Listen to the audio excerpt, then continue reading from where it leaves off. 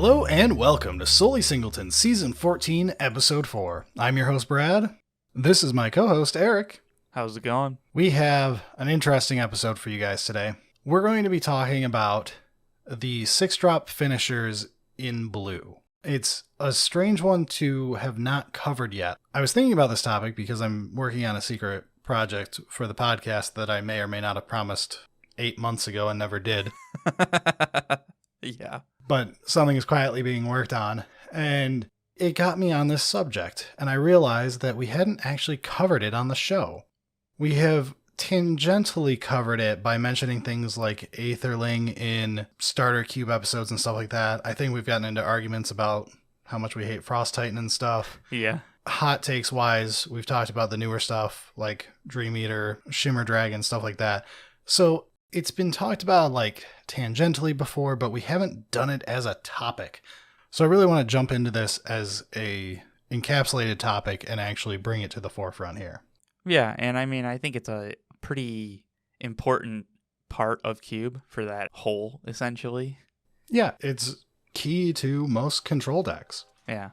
All right, without any further ado, though, let's jump into this. Sounds good. All right, we asked the patrons for help getting a pretty exhaustive list here, and it ended up being far too large to talk about every 6-drop. Yeah, there's like 150 of them or something like that. Yeah, there's too many to want to really go into detail on, so we're going to focus on the core ones, and we're going to go further and make some baseline rules.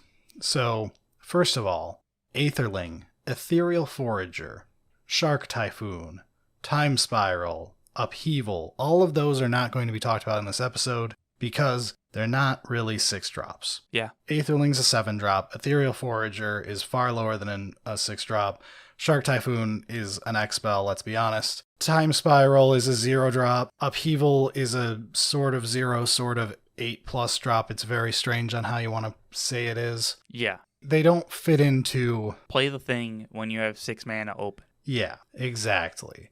So we don't want to get too wrapped up into the technicalities of, well, this is better than this, but you don't really play it at 6 because that kind of defeats the whole purpose of this. Yeah, it's definitely difficult to compare something that is a variable spell with like Delve or Shark Typhoon's Cycling X with things that are like, oh, but it's cheaper. And it's like, well, not really the point of talking and comparing 6-drop. We're also not going to talk about combo cards. Yeah, we're not going to talk about Pickle's Lock, even though it was cute decades ago. If it's combo, it's not really going to be a thing here, unless it stands on its own as well. And we're not going to talk about things like draw cards, counterspells. Sublime Epiphany is a fantastic card. Yeah. But I can't compare it to the game-ending 6-drops. Like, it's a different card type. When we say the 6-drop slot in blue, it's a style of card that's a 6-drop win condition, essentially. Yeah, so when we're doing this, we're going to focus on ones that are back-breaking game finishers, at least in their own right. Not every card in this list is of the same caliber. The first card we're going to talk about is Keiga, for reasons. Keiga is not the strongest card in this list by a country mile. So, Keiga the Tidestar is 5 and a blue for a 5/5 legendary dragon spirit with flying, and when it dies, gain control of target creature. Cool card. It's been around for a long time. Literally almost 20 years. And for many of those years, it was the standout. Yeah, it lasted a solid 10 years in most cubes. It's pretty dated nowadays. There's still people that run it. There was a shocking number of Cube Cobra lists running it when we did a final check. Yeah. I mean, it's definitely a kind of a fun card, too, where it's like, I got this big flying thing. If you kill it, I'm going to take something of yours. Haha. Yeah, by modern standards, it doesn't quite hold up to the rest of the pack here. There are some cards we're going to mention on this list that are probably in line with it in power level, but they have other reasons to be in the list. Yeah. Keiga gets the first nod, though, as our historical starting point. To do the you versus the guy she tells you not to worry about, it probably makes sense to talk about Kairi, the Swirling Sky, next.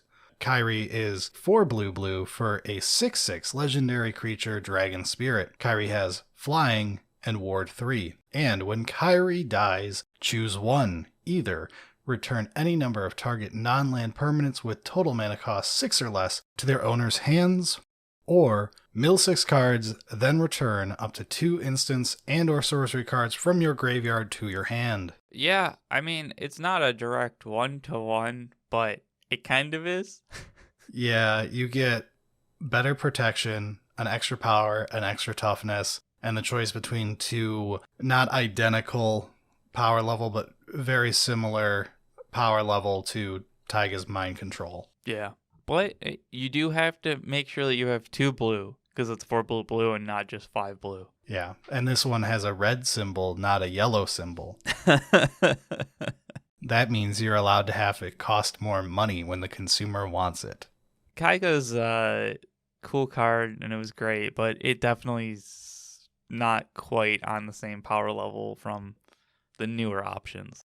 Yeah, we can step back in time for a few minutes. Let's talk about some stuff that isn't from 2022 Power Creep to Hell Magic. Yeah, I mean, we'll talk about one that I enjoyed when I first started, which is Sphinx of Jwar Isle. Yeah, so this is from original Zendikar when we started playing. It was the front card of the first deck that I bought when we went to that store the first time. Yeah. I think you bought the vampire deck. Yeah, and then somehow I traded you for the Sphinx or something like that later on. Because we opened so much of this set, I think we just owned multiple copies, if we're being honest. It Probably. Wasn't very hard to get a hold of. But Sphinx of Jwar Isle is 4 blue blue for a 5/5 Sphinx with flying, shroud, and you may look at the top card of your library. This has become the Eric meme. It has existed long before this show. Eric loves this mechanic. I love it too, but Eric loves this mechanic. And Sphinx of Jwar Isle, that shroud 5/5 flyer, man, that was a way to win games, or at least end them, even if you were losing to it. It is such a classic, simple design too. Yeah. 6 mana, 5/5 flyer that is basically completely uninteractable. It lives in a vacuum. Yeah. I love and respect this card like no other. I like it a lot more than I like Keiga for personal reasons. Yeah. It's probably slightly better than Keiga, but there's debate over Keiga, but whatever. Yeah, they're about the same in the realm of power level, though. They get the job done. It's just a classic example of what could go in the 6-drop slot. We've got spicier stuff that's very cheap nowadays. There's not too much reason to be running Sphinx currently, even in budget settings. Not really. But for personal taste, I could still see it being a fine way to end a game. Yeah, it does the job. For an even older card we could talk about, we have Draining Whelk. That's a bit of a spice that would be different than Sphinx of Jwar Isle. Gwen Decker is currently standing over my desk holding a revolver to my head, telling me to talk about Draining Whelk. Yeah, something like that. Draining Whelk is 4 blue blue for a 1/1 creature illusion with flash and flying. Luckily, it has an ability. When Draining Whelk enters the battlefield, counter target spell, put X +1/+1 counters on Draining Whelk, where X is that spell's converted mana cost. Draining Whelk has killed me. I respect it more now. I'm still not the biggest fan of this card, but in lower power settings, I get it. It is often very nice to be able to have your 2-for-1 pseudo win condition where you counter their 4-drop or whatever and you end up with a 5/5 flyer instead of whatever they thought they were playing that turn. Right. The role reversal kind of thing.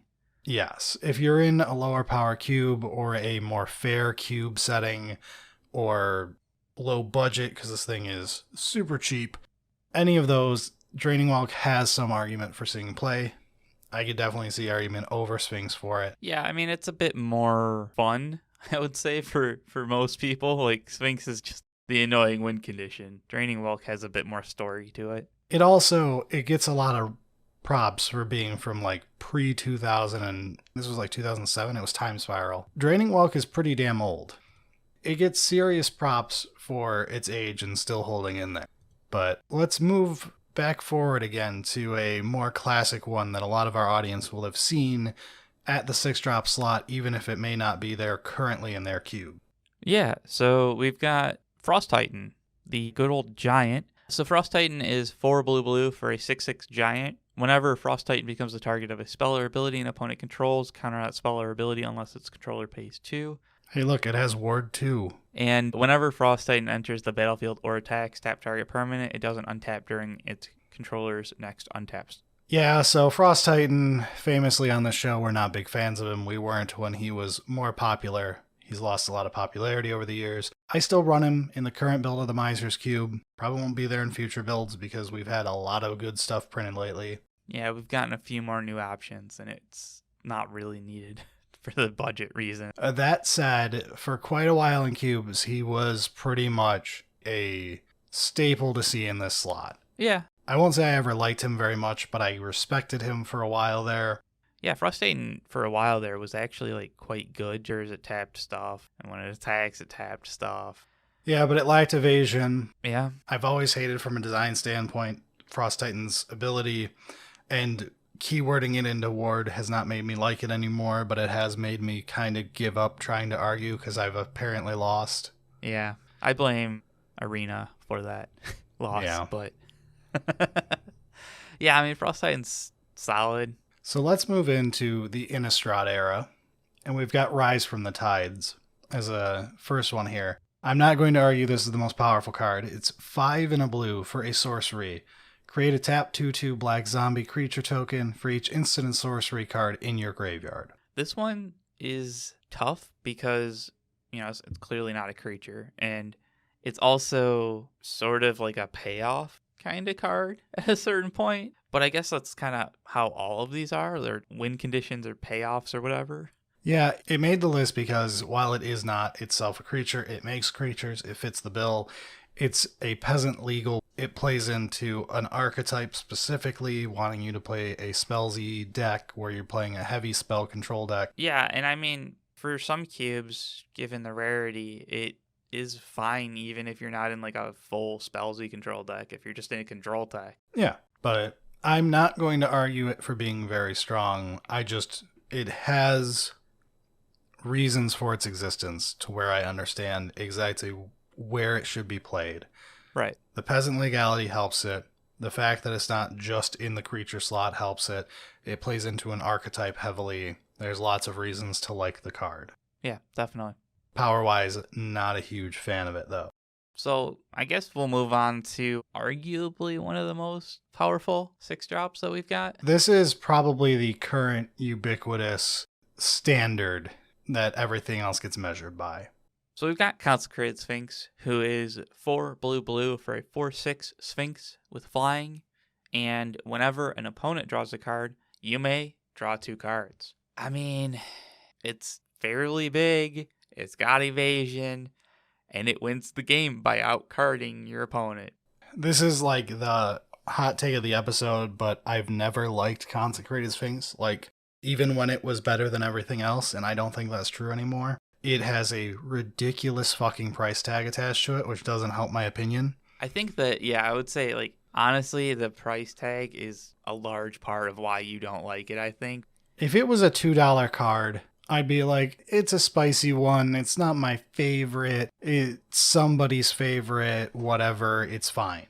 But the price puts me over where I'm like, if anyone is asking for advice on building a cube, skip Consecrated Sphinx. It's not worth its fucking money. Yeah, I mean, there are enough good other options. There are better cards that are cheaper at this drop. It's not my favorite. I don't think it's best in slot by any means. It's a toy that's older, so it gets a lot of people who remember that time in 1992 that they drew 50 cards off it. Yeah, I mean, you're not entirely wrong. I think you are underselling it a decent amount. I probably am, but again, I'm trying to counteract the blowjobs this card gets constantly. Yes. Consecrated Sphinx in this list, it will get the nod from me as one of the best things to play off a Reanimate turn 2, which I think plays into a lot of its legacy that it has had following it. Yeah, definitely. I mean, that's a very powerful play for a while now. Scrolling through the list right now, unless you're going for something that is hard to interact with, like Sphinx,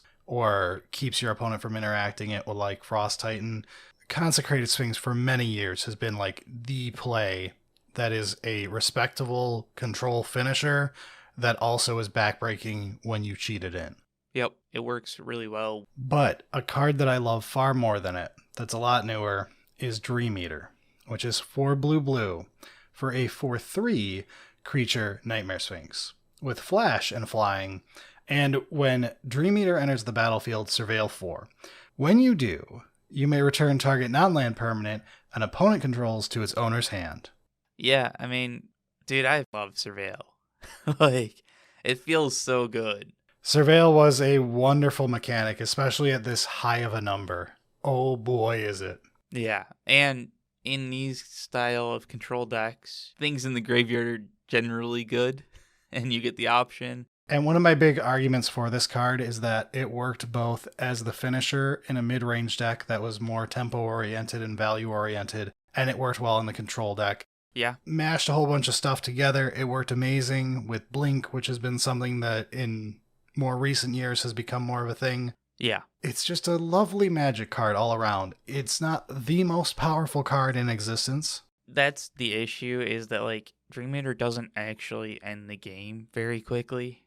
Neither does Consecrated Sphinx. It's kind of the thing. Yeah. In both cases, they have to stick around a while to end the game. Dream Eater gets a lot more value up front when played.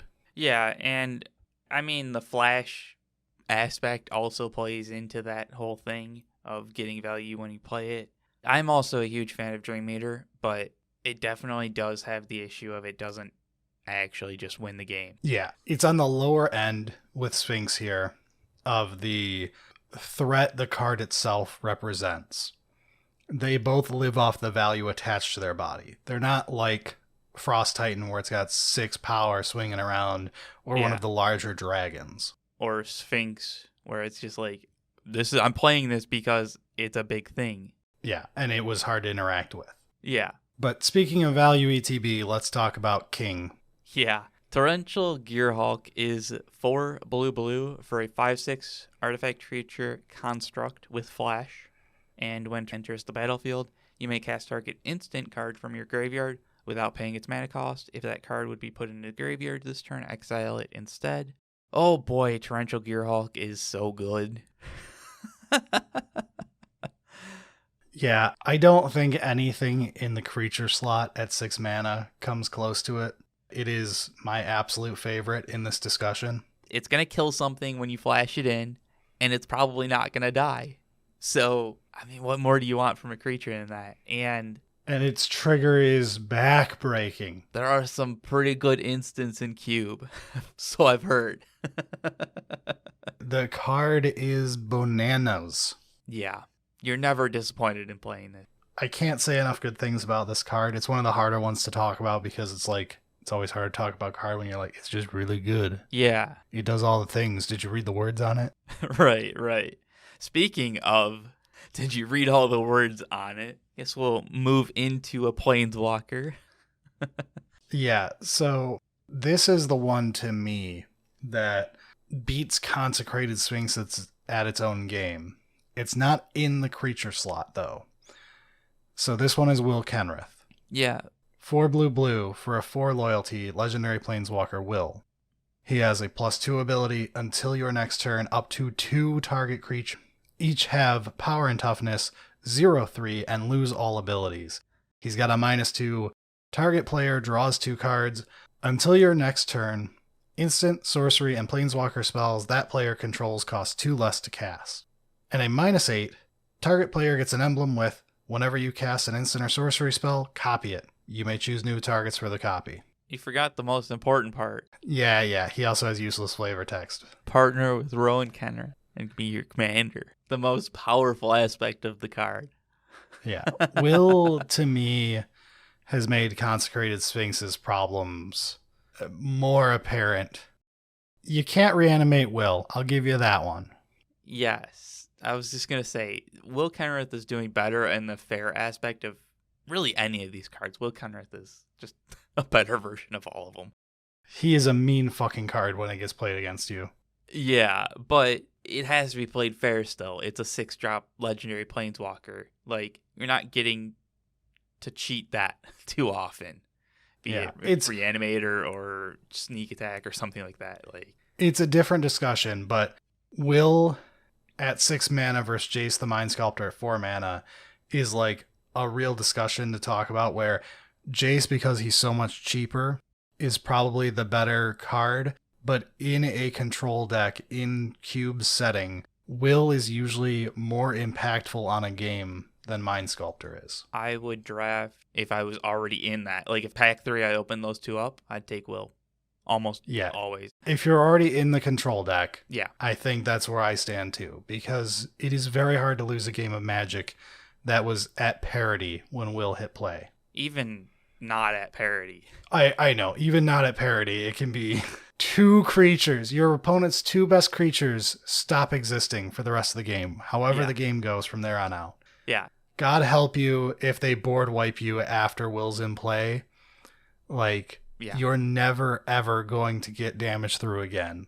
And the fact that he starts at 4 and goes up to 6 if he's locking out 2 of... And if you're winning, he just draws 2 cards like 3 times, and who cares anymore? Yeah. The game is so far over. But, I mean, at the same time, like you said, there are reasons that, like, Will Kenrith, like, if it was pack 1, pick 1, I'd probably take Jace just because it keeps me more open. Yeah. And that's a different conversation. Yeah. But it shows the power level of what we're talking about here in this 6 mana slot. But yeah, I mean, Will Kenrith, just top tier. We've got a few other options though. We want to go into the artifacts. This is where we get into the Brad. So I want to bring up the artifact deck, and specifically some cards that only get in the list because of it. This is more like Rise from the Tides. Yes. I think a couple of these are better than Rise from the Tides, but they're all rares. Yes, but they're also specific to the artifact thing. The Rise from the Tide, you don't really have to change too much about your cube. No. I'm going to argue that Rise and one of these 3 both get equal value out of a generic control deck in a generic cube in a vacuum. Okay. We'll get into the discussion. I want to talk about it last. Okay. Let's go back to hot takes for just a minute. We just got done with talking about Neo. Cyberdrive Awakener, I talked about it. I compared it to one of my favorite cards in Cube and talked about why I don't think Cyberdrive Awakener is very good. To read it off again, 5 and a blue for a 4/4 artifact creature construct with flying, and other artifact creatures you control have flying. And when Cyberdrive Awakener enters the battlefield until end of turn, each non-creature artifact you control becomes an artifact creature with base power and toughness 4/4. It's fine in a dedicated artifact deck, and when you're not in a dedicated artifact deck, it's fucking terrible. Yeah. A card I forgot existed during hot takes was Sharding Sphinx. Yeah, that's an old one. So Sharding Sphinx is 4 blue for a 4/4 artifact Sphinx with flying. And whenever an artifact creature you control deals combat damage to a player, you may create a 1/1 blue Thopter artifact creature token with flying. So Cyberdrive is more aggressive than Sphinx. Yes. It will probably win more games the turn it is played or the turn after it is played. Oh, almost certainly. I mean, Sharding Sphinx is a over-the-time value thing. Yes. But Sharding Sphinx is a respectable Magic card that sees some play in cubes. It's very cheap, and it's pretty old. So it's been around a while. It kind of fell out of my brain. And to be honest, when I read it again, because someone brought it up, I was like, damn, I do like Sharding Sphinx. So Cyberdrive Awakener gets some bonus points for actually being closer to Sharding Sphinx than I gave it credit for. They both have the same body, the 4/4 flyer for 6. Yeah. They both want to be in an artifact deck. They're really bad outside of an artifact deck. Yeah, basically. If you've got a Signet in play, Sphinx has nothing extra. Cyberdrive Awakener gains haste more or less. It gains the option of haste. Yeah. I'm not certain on Sharding Sphinx being particularly good, though. So the fact that, like... It's not that it's great in every deck. Yeah. It's that in lower power settings, I have seen it as a payoff for an artifact deck. Yeah. And I respect it. I respect it in a lot of the same ways I respect Sphinx of Jwar Isle. I'm not going to put either in my current cube. Right. But they're both a decade old. They're almost 15 years old. They're still impressive to me how well they hold up compared to the competition. I ain't playing it, and I ain't playing Cyberdrive Awakener for the same reason. But I'm going to give Cyberdrive Awakener more props than I originally did. Because that's true. If you're playing Sharding Sphinx, Cyberdrive Awakener might actually be a decent thing for you to be trying over it. Yeah, sure. I mean, do you want to move on to the one that I think you enjoy more about Yes. the artifact 6-drop? So if you're going to be playing an artifact-focused 6-drop in your cube, my recommendation is Shimmer Dragon, which is 4 blue for a 5/6 creature dragon with flying. As long as you control 4 or more artifacts, Shimmer Dragon has hexproof, and tap 2 untapped artifacts you control, draw a card. Yeah, I like this a lot more too. Yeah. I think in your average control deck, if we're getting into this, Rise from the Tides and Shimmer Dragon will have equalish payoff. Right. We're like just generally playing the game in that kind of deck. It'll be fine. You play artifacts in control decks. Yeah. Like, you play instants and sorceries in control decks. Yeah. you're going to be playing rocks. You're going to be playing utility artifacts. But you're not going to be playing more than 6. Yeah. So I'm saying, in both cases, like, Yeah. you're only ever getting 6 power, 6 toughness out of Rise from the Tides outside of a super spellsy deck. Like, Yeah. sometimes it's 8, sometimes it's 6, sometimes it's 10, But- sometimes it's 4, whatever. But it's about 6. Yeah, that's where you want it to be. You get a 5/6 flyer out of the dragon. And it's not difficult to have 2 that you're okay to tap, dude. Exactly. And that's where it gets into it's a rare, the other one's an uncommon. Yeah, You can't use the argument of peasant cubes for it. right. Which is disappointing. But in an artifact deck, this card is way better than Rise from the Tides could ever dream of being for a spellsy deck. Yeah. The payoff gets so huge. Like, if you're playing a dedicated artifact deck, it's very common for this guy to have hexproof. Yeah. And it's very common for you to just be able to put it in play and start grinding both the value off the card draw and pumping a 5 power hexproof creature at them to end the game. Or just sitting on the 5 power flying hexproof thing to stop any aggression. Like, we're talking about something that is better than Kairi Swirling Sky or Yes. Sphinx or Jwar Isle to go with the old classic one. It's better than those at their job, assuming you're in the artifact deck. Right. But If you're not, it's worse. But if you're trying to push an artifact deck focused card in your 6-drop section, Shimmer Dragon is my pick. But I want to point out, before someone who isn't aware of what we're talking about here points this out, Torrential Gearhulk is not an artifact deck 6-drop. It is a 6-drop who happens to be an artifact. yeah. It is just a value disgusting fucking finisher.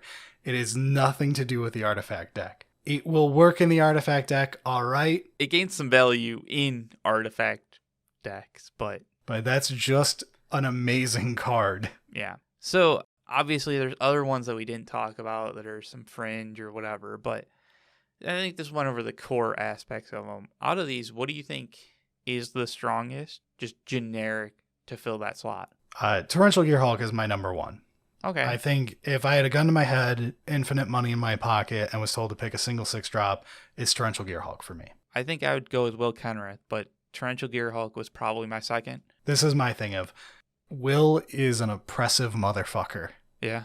I have more bad feelings about Will than I do Torrential Gearhulk.